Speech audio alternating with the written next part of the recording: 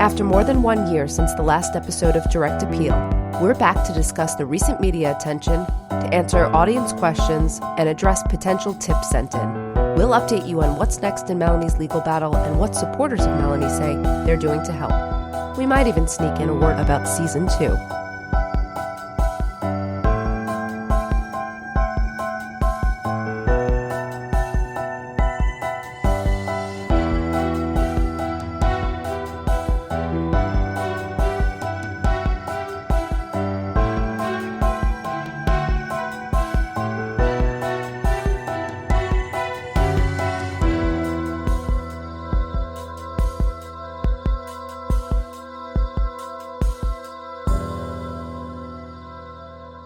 Today, we'd like to provide a brief update on Melanie's case, answer some questions that folks had after the 2020 episode aired, and we'd like to share some of our thoughts about working on the episode, as that was also a question many of you asked. And maybe we'll shed a little light on Direct Appeal Season 2. Maybe we could give just a little bit, Amy. Okay. Little carrot. Let's start with our work on the 2020 episode, which was the highest rated show of the night, so I thought that was pretty cool. Yes. I think we were excited. In general, we were pleased that they took on Melanie's case, and we felt that they gave us a lot of airtime, and that was really great. And there have been quite a few new listeners that have discovered the case through that show, so that's really cool also. And for me, one of the most exciting things that have come out of the show is all of the letters we're getting from people that are requesting help with their or their loved ones' cases. I know. Let's definitely talk about that when we talk about Direct Appeal Season 2. One thing you should realize is to cover the amount of information we did in 17 episodes within 2 hours is very challenging. Also, keep in mind that this was produced during COVID, so there were a lot of restraints on what could be done. They treated Melanie's case fairly, and they spent a lot of time going over the gun issue, which was significant. But it's also the case that they didn't cover everything we would have wanted them to. And I think that was definitely because, again, we're talking about a 2-hour format here. And Megan, we did get a lot of emails that said, well, what about this? What about that? And you say, well, listen to the podcast. We talked about that. 2020 couldn't include every single issue that was brought up, like you mentioned. They couldn't. And of course, we wanted certain things to be covered that weren't, but we weren't producers. We have no control over it. And in general, we were just, again, pleased that they gave us a lot of time to talk about the case. Of and course. The whole point was to maybe even get people interested in her case, to do other research, whether it's the podcast or to look at it independently. You have to go beyond the 2 hours if you really want to dig on this case. It just wasn't enough to know everything. One of the things they covered in detail was this gun issue that we've talked about as well. And the issue comes down to the rifling characteristics of the gun that Melanie purchased and the bullets that were retrieved from Bill's body. The issue was that the prosecutor said that, the guns were consistent.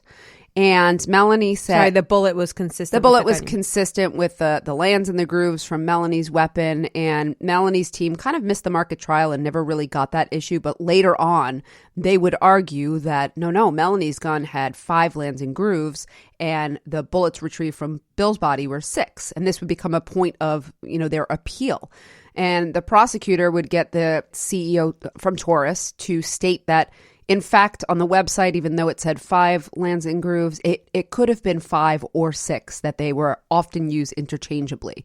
So the issue comes down to the prosecution saying it was a mistake, and Melanie saying no. Melanie and her team saying no, that's absolutely incorrect, and my gun couldn't have been used. Megan, I still think this is a non-issue, because if it was or was not her gun, it doesn't mean that she's the one who pulled the trigger. I still think this is not the most important point for me as well. I think we also said that it's entirely possible we would concede that it was the gun that was used. Because that makes sense, because if she did it, it makes sense. If she didn't do it, he could have taken the gun with him when he left, and someone could have turned his gun on him. And that's frankly what Melanie claimed. So either way, it kind of does make sense. But I just wanted to clarify, because some people had questions about that.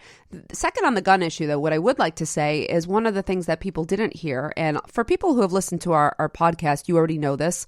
For people who are just starting to listen, one of the things they didn't talk about in 2020, which I would have liked to have seen, was the fact that they had someone, a former colleague of Bill's named George Lowry, and that he was going to testify that Bill had told him that he wanted to get a gun, but he could not get one because of a previous felony conviction, so he was going to have his wife get one for him.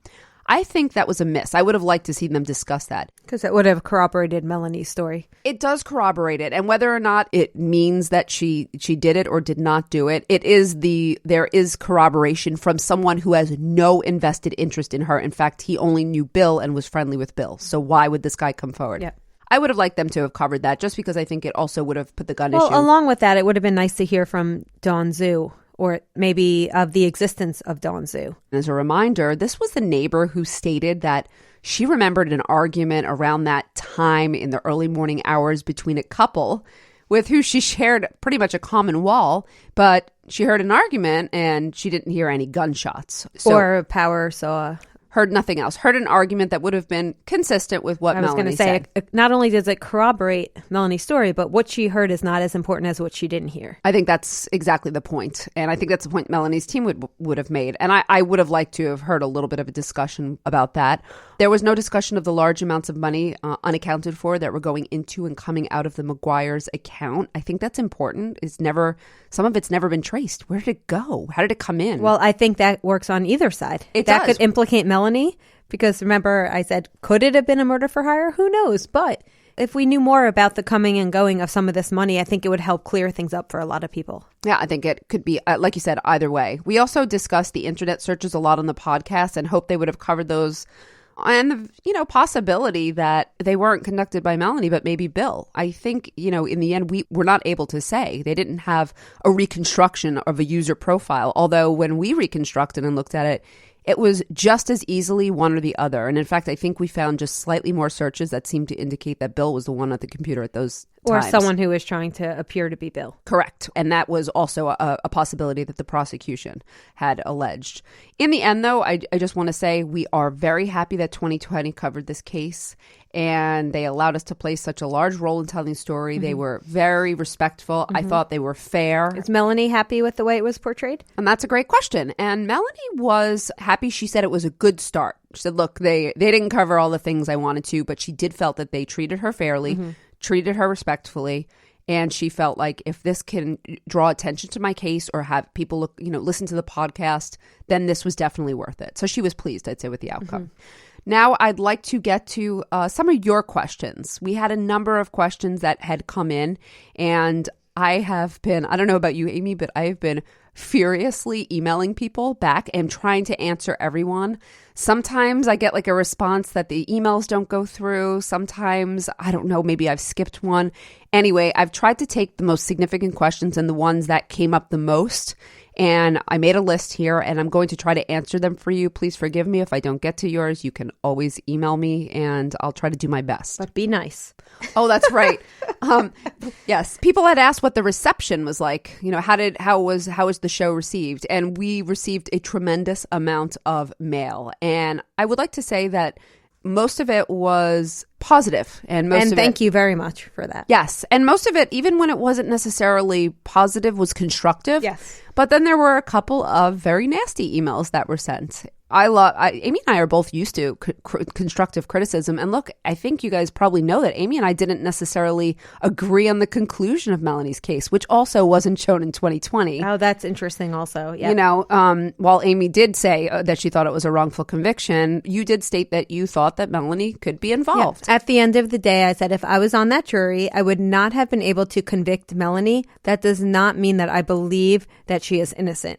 Right. Two different things. Right. But 2020 angled it a little different, which, makes sense. That's what production does. They angle things how they want. Of course. It's a story and it made sense. Mm-hmm. All right, Amy, here we go. These are some of the top listener questions. First, Bill and Melanie purchased a new home. Did anyone ever search that property to see if a crime occurred there? So smart. And Megan, I know that even while we were investigating, that was like, oh, this makes sense. This was the crime scene. But Megan, why could it not have been? Yeah, it's brilliant, but it couldn't have been because Melanie and Bill were not taking occupancy or ownership of that for at least a week and maybe longer. It turns out the old owners wrote in a clause that they could remain there for longer.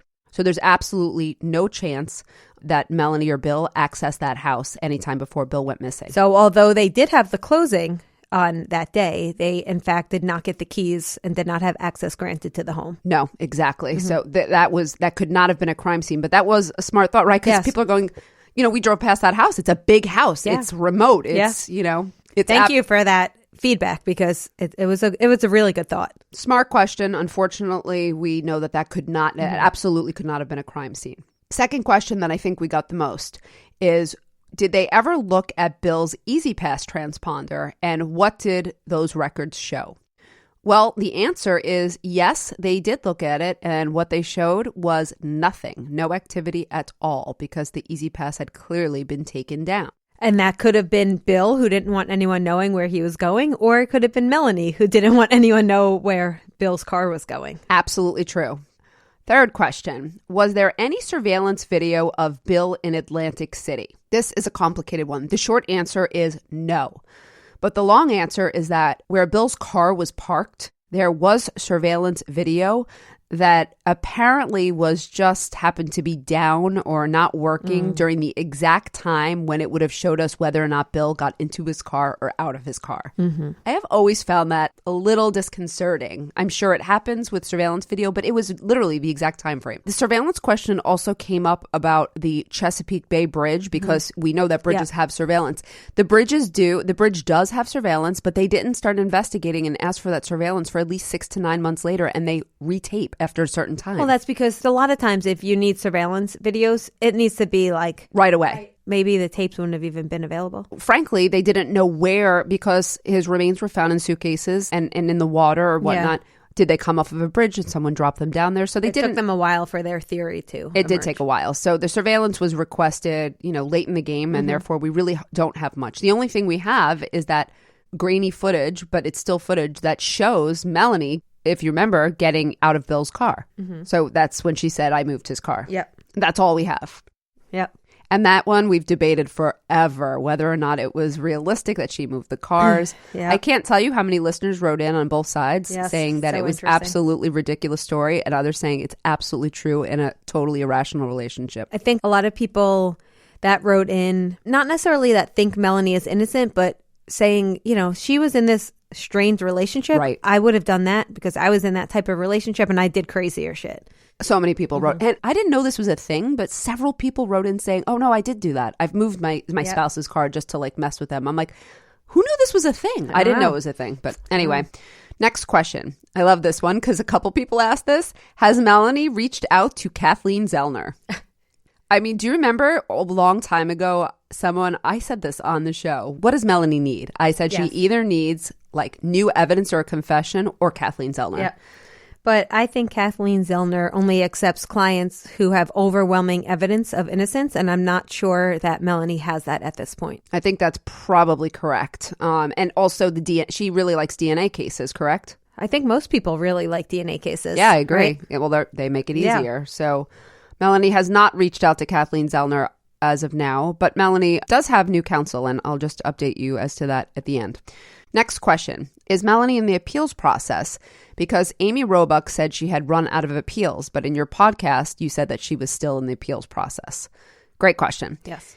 I think Amy Roebuck she's right. So pretty. Sorry.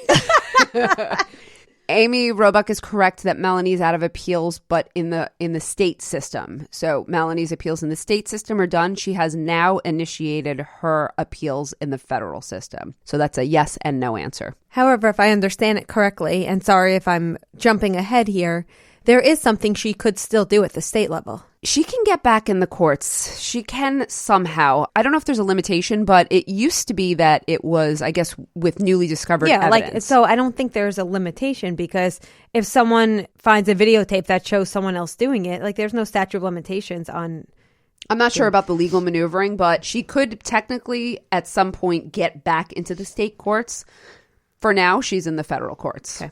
Were Melanie or Bill's fingerprints found on the chloral hydrate bottle? Answer is no. There were no fingerprints found on it. I think that would be, though, naive in itself. So I think there's a misconception that every time you touch something, you get fingerprints. You often do, but you often also get unusable prints because they can't match them.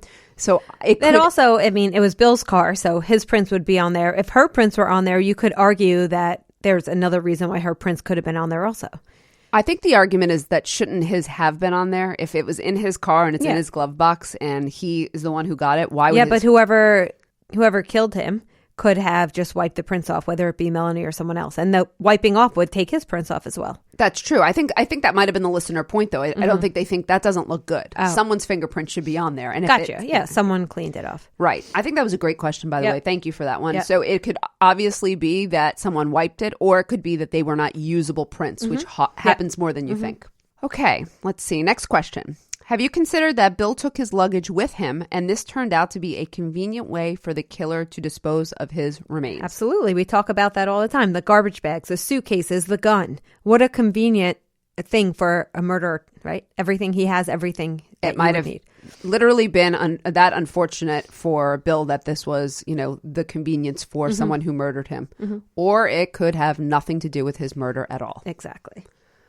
Did the police ever look into Bill's affairs? Yes, they did. And at trial, I believe there was a woman who he had a very brief romantic encounter with. And I believe maybe even his sister testified that, there was some infidelity. I don't know to what extent they investigated. It seemed like they didn't dig as hard. I think Amy agrees. We don't think they dug as hard into his life or anyone else to really know the full extent.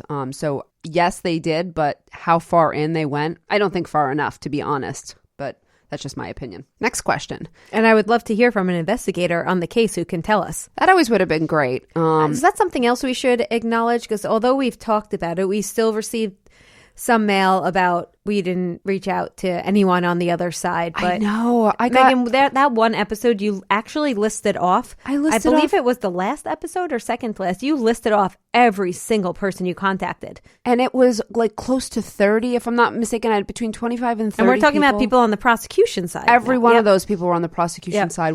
We received a number of emails saying, this is a very one-sided podcast because you didn't speak to someone on that side. We really tried. And going back to why we didn't contact Bill's family, that was a decision that we made, and we talked about our reasonings behind that. And that's just, some people think that was the wrong thing to do, and a lot of people wrote in saying that they understand why we didn't. So it's just, a matter of opinion. Right. I really, really wanted to. It is a matter of opinion on that issue, and I understand both sides. To be frank, I still stand by what we did, but I understand it. So do I. But yes, we tried very, very hard to speak to police, prosecutor.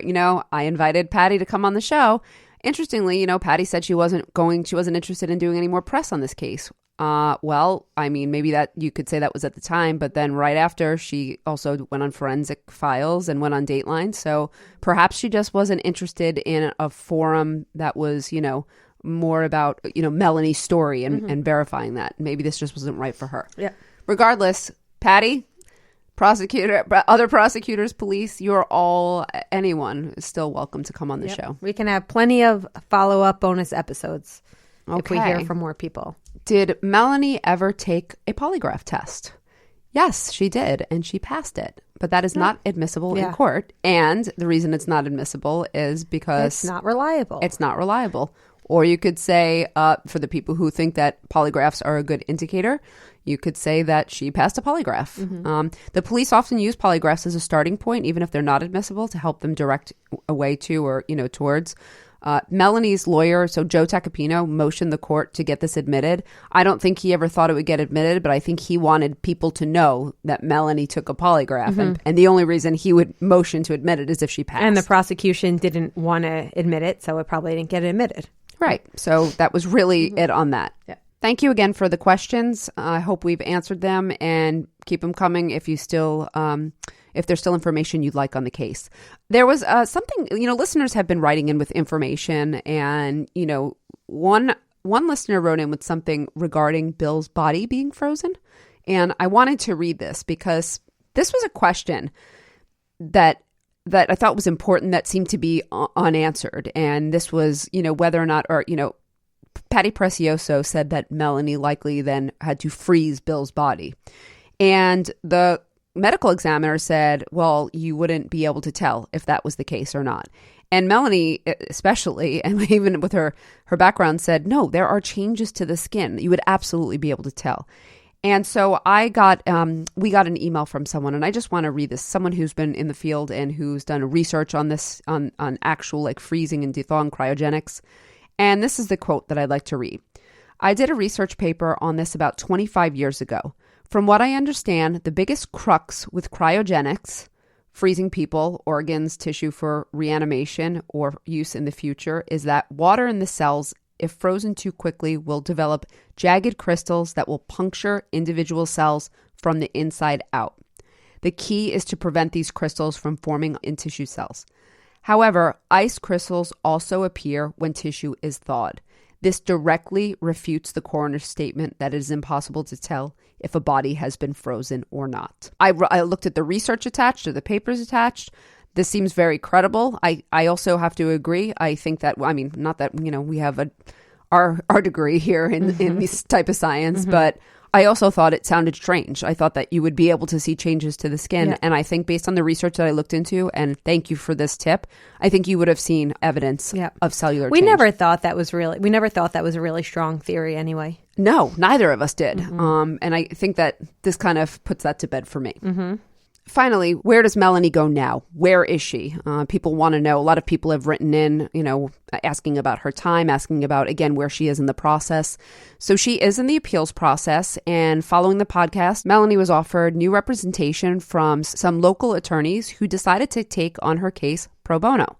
So they are doing it for free. That's great. Yes, it is great because she's not entitled to any more counsel at this point. So this is a positive step for her. And from what I understand, they are working on getting, I don't want to delve too much into it, but they are working on retaining some new experts for some of the crucial evidence that was disputed at trial. And I've spoken to her legal team and, they understand the realities, but they're also cautiously optimistic. And is Melanie cautiously optimistic still? She is. I think I talked about this once. She's always been, somewhat hopeful. She's been able to retain that. She's afraid, she says. She said it on 2020, afraid to hope, but she still has it. And there were also a number of people who wrote in who asked what they could do to help, which I didn't expect. But for those people who would like to help Melanie, you can donate money, any amount, via PayPal to the account justiceformelanie@yahoo.com. That's all lowercase. And that's justiceformelanie@yahoo.com. And how is that? Through PayPal? That's correct. And while Melanie now has an excellent, like I said, pro bono lawyer or lawyers, they need money to retain these experts. So that's what your contribution would go towards, the fees for these experts that were not retained during her trial. Okay, I think that wraps most of what we have about Melanie's case. I do want to tell everyone that Melanie's case will also be featured on Court TV's Judgment with Ashley Banfield. That's correct. I believe next month.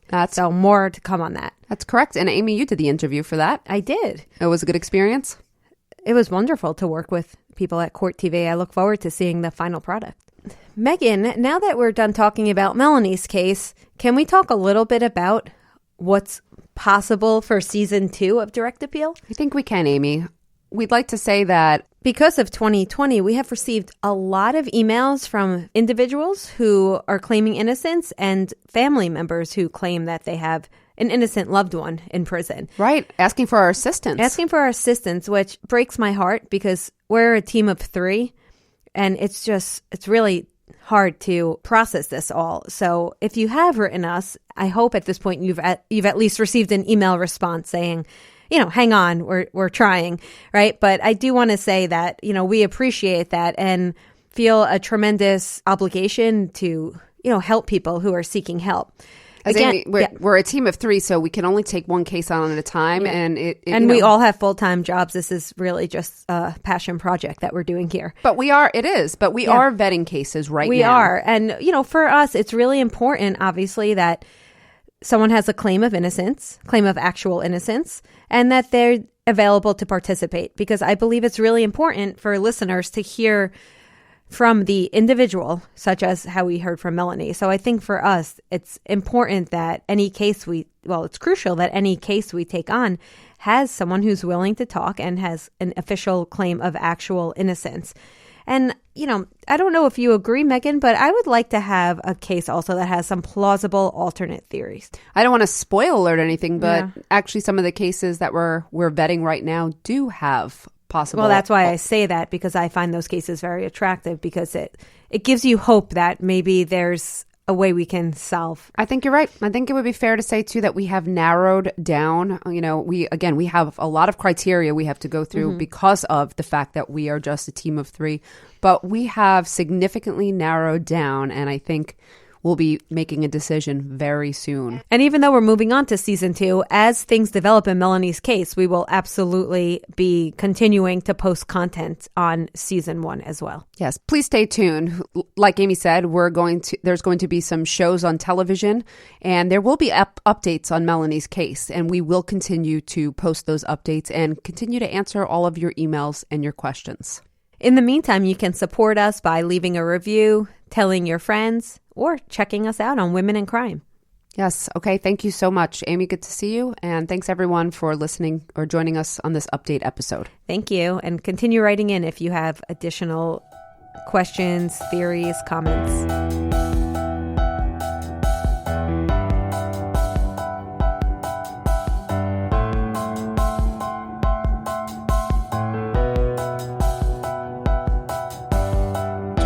Hosted by Megan Sachs and Amy Schlossberg. Our producer is James Varga. The story arc was written by Megan Sachs.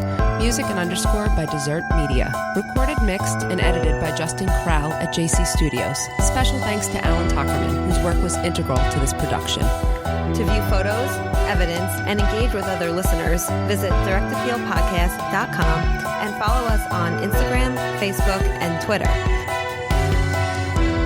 If you have a tip, you can submit through our website or by emailing tips@directappealpodcast.com. You can also help us out by leaving a 5-star review on Apple iTunes or wherever you listen.